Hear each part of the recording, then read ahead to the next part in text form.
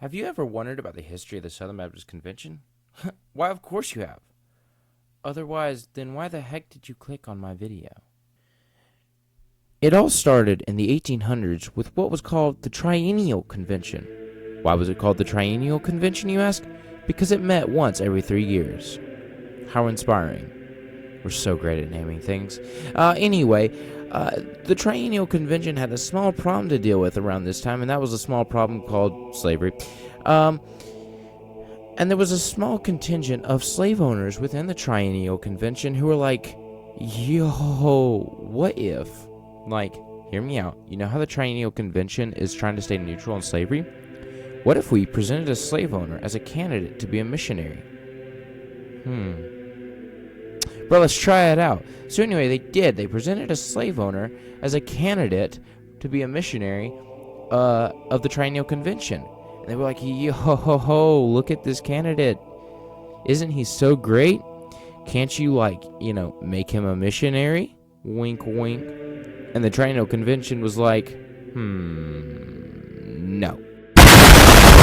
So those Baptists who were Southern, hence the name, ran off and met in Augusta, Georgia, in 1845. There, they put together the Southern Baptist Convention. Again, really clever naming, guys. But soon enough, they realized their new convention needs a seminary. Mr. James P. Boyce, will you make us a seminary? Yes, he said. And so he founded the Southern Baptist Theological Seminary in Greenville, South Carolina. But soon enough, he had to shut it down due to the Civil War, which went a little something like this.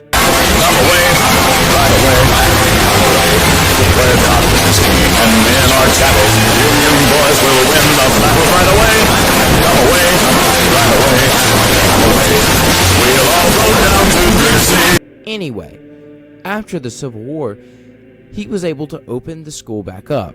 After, a lot of trying before then, he finally got it opened back up. This time in Louisville, Kentucky, where the school sits today. Also, around this time, there was a guy named B.H. Carroll with a wonderful beard who started Southwestern Baptist Theological Seminary, which started out as a part of Baylor University, but moved to Fort Worth, Texas. Also, he was the first president of the school. But soon troubles were on the horizon, as a man named Schleiermacher from Europe started a school of thought called theological liberalism, which is not adjacent to political liberalism. It's just where we don't take the claims of the Bible very seriously. Soon his ideas spread to America and to the Southern Baptist Convention.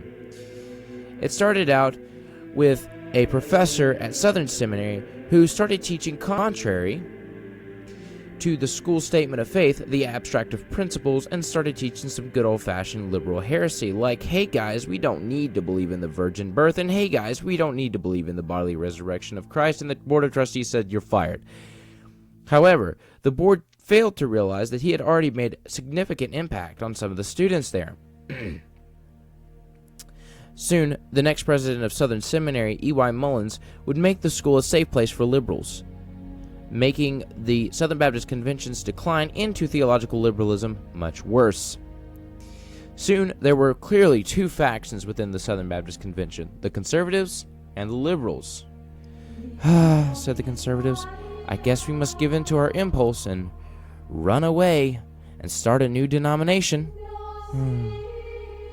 Psych, it's time for the conservative resurgence, which was a movement to bring good, robust, biblical theology back to the Southern Baptist Convention. It was led by guys like this guy, and that guy, and that guy, and that guy, and this beautiful man, who you may know. Soon, at the next Southern Baptist Convention in 1979, the delegates, who were mostly conservative with a few liberal, looked at Adrian Rogers, one of the leaders of the conservative resurgence, and said, we want you as the head of the Southern Baptist Convention. So Adrian Rogers was made president. The conservative resurgence was up and running, but only one problem. There's still a ton of liberalism in the seminaries. No problem. Just get yourself a brand spanking new seminary president who will look at the liberals and say, no, go home. But Over time, the conservatives lost their hold over the Southern Baptist Convention and allowed liberalism to creep back in. How did this happen? Well, a combination of things like mishandling sexual abuse cases, like Dr. Paige Patterson, moral failures, like those of Paul Pressler, and spending $11,000 on a freaking espresso machine. I'm not joking. Like, bro, how do you do that? Anyway, recently the Southern Baptist Convention has had a long line of useless to pretty liberal presidents, starting with J.D. Greer, Ed Linton, Bart Barber, and then recently they decided that they had enough of that and they were going to go back the conservative direction. Psych, no, they just elected another useless president. A lot of this is due to the fact that your average SBCer is kind of blind to what is going on. See, what made the conservative resurgence happen in previous generations was the liberalism was pretty obvious. This time, the liberalism is flying a bit more under the radar, so the average SBCer doesn't really know about it. Bro, I'm not even Baptist, bro. Why should I even care? Well, you should care, and here's why. Because Southern Baptists are the largest Protestant denomination, they tend to kind of set, in recent history, the direction of how the denominations will go. So if the Southern Baptist Convention says, I'm conservative, more denominations are more likely to say, we're conservative.